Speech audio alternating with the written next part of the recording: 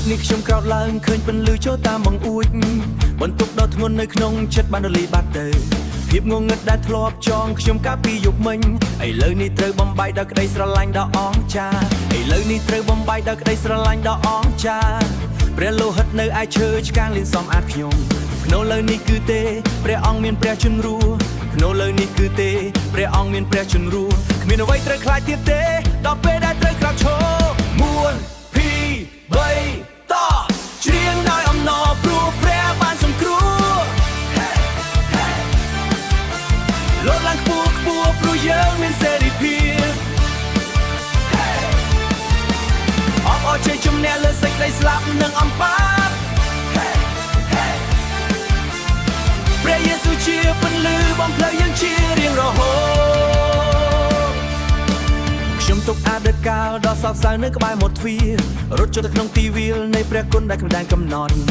អ្នកខ្លះប្រហែលជាមិនយល់ពីមូលហេតុខ្ញុំញញឹមប៉ុន្តែដែលធ្លាប់ជាប់ជ្រៅវាក់ដឹងពីតម្លៃនៃការដោះលែងសេចក្តីស្រឡាញ់លះបង់បំបីរនាំងគ្រប់យ៉ាង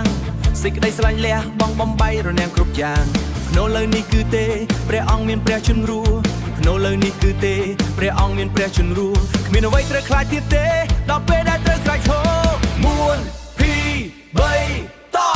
ច្រៀងដោយអំណរព្រោះព្រះបានសង្គ្រោះ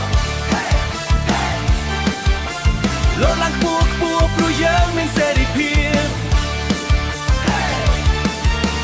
អបអរជ័យជំនះលើសេចក្តីស្លាប់និងអំប៉ាត